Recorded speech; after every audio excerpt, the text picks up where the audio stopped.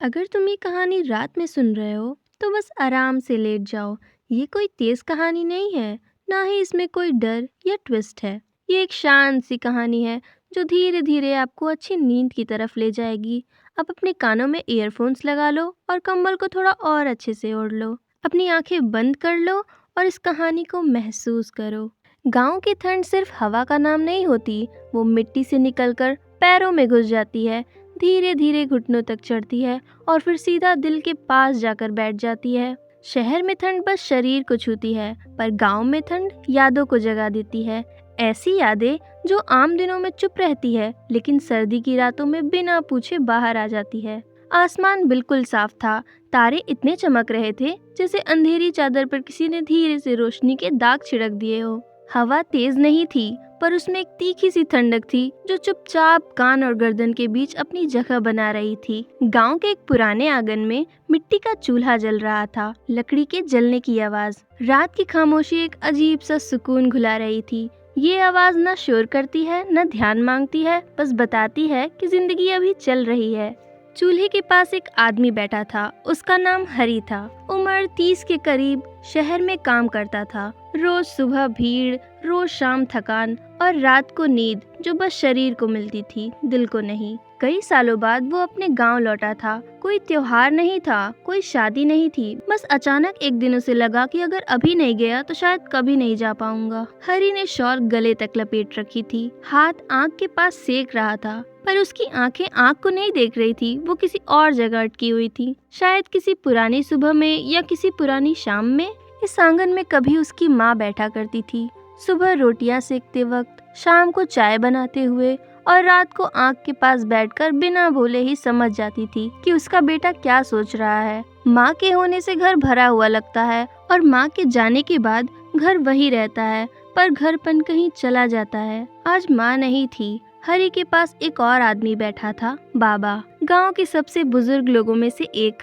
कमर थोड़ी झुक गई थी, बाल सफेद हो चुके थे, पर आंखों में अभी भी एक गहरा सा ठहराव था। बाबा कम बोलते थे, पर जब बोलते तो उनके शब्द आवाज से ज्यादा मतलब बन जाते थे। बाबा ने चूल्हे में एक और लकड़ी डाली, आंख तेज हुई और उसकी रोशनी हरी के चेहरे पर पड़ी। एक पल के लिए हरी बिल्कुल वैसा ही लगने लगा जैसे बचपन में लगता था, थोड़ा डरा हुआ, थोड़ा खोया हुआ। इस साल ठंड है, बाबा ने धीरे से कहा। हरी ने हल्की मुस्कान के साथ जवाब दिया, गांव की ठंड हमेशा ज्यादा लगती है बाबा। बाबा ने उसकी तरफ देखा, वो नजर सिर्फ देख नहीं रही थी, वो पहचान रही थी। ठंड लग रही है तुम्हें, बाबा बोले। हरी चुप हो गया। कुछ बातें ऐसी होती हैं जिन पर तुरंत बोलना मुश्किल हो जाता है, क्योंकि बोलने से पहले इंसान को खुद को समझना पड़ता है। रात धीरे धीरे और गहरी होती जा रही थी। दूर कहीं कुत्ता भौंका, फिर सब शांत हो गया, सिर्फ आग की आवाज रह गई। लकड़ी के टूटने की आवाज ऐसी लग रही थी जैसे कोई पुरानी बात धीरे धीरे टूट रही हो। हरी को याद आया जब वो छोटा था, सर्दी के दिनों में माँ उसे इसी आंगन में सुला देती थी, पैरों पर शॉल डालकर कहती थी, नींद आ जाए तो ठंड नहीं लगती। तब उसे लगता था माँ बस कह रही है। आज समझ आ रहा था कि माँ सच कह रही थी। उस रात हरी को नींद नहीं आई। वो शॉल के अंदर सिकुड़कर बैठा रहा और सोचता रहा कि शहर में रहकर क्या वो सच में जी रहा था या बस दिन काट रहा था। सुबह हुई तो पूरा गांव कोहरे में लिपटा हुआ था। ऐसा लग रहा था जैसे किसी ने सफेद चादर पूरे गांव पर बिछा दी हो। गलियां धीरे धीरे जाग रही थीं। कहीं दूध के बर्तन की आवाज आ रही थी, कहीं भैंस के गले की घंटी और कहीं से चाय उबलने की हल्की सी सीटी। गांव की सुबह बिना अलार्म के होती है और शायद इसीलिए ज्यादा सच्ची होती है।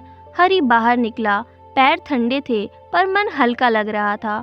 वो चल पड़ा, वही पुराना स्कूल, वही नीम के पेड़ और वही बेंच जहाँ कहीं वो शाम को बैठा करता था। इस बेंच के साथ एक नाम जुड़ा था, सीता। सीता जो हमेशा हंसती रहती थी, सीता जो कहती थी, गांव छोड़ना आसान है पर गांव को भूलना मुश्किल। हरी शहर चला गया था और शायद गांव को भूलने की कोशिश भी की थी। आज पता चला कि सीता की शादी हो चुकी है, 2 बच्चे हैं, जिंदगी अपनी रफ्तार में चल रही है। हरी को जलन नहीं हुई, ना गुस्सा आया, बस दिल के अंदर एक खाली जगह सी महसूस हुई, जैसे कोई पुराना गाना आज भी दिल के कोने में बिना बोले बज रहा हो। शाम हुई तो फिर से चूल्हा जला। आज आसपास और भी लोग थे। कोई अपनी खेती की बात कर रहा था, कोई शहर के रेट का रोना रो रहा था और कोई बिना वजह हंस रहा था। हरी ने महसूस किया कि ये हंसी बिना वजह थी, पर झूठी नहीं थी। शहर में हंसी अक्सर वजह मांगती है, गांव में हंसी बस साथ मांगती है। उस रात हरी ने कई सालों बाद दिल खोल के हंसा। उसे लगा जैसे अंदर जमा हुआ बोझ थोड़ा थोड़ा पिघलने लगा हो। आखिरी रात सबसे ज्यादा ठंडी थी,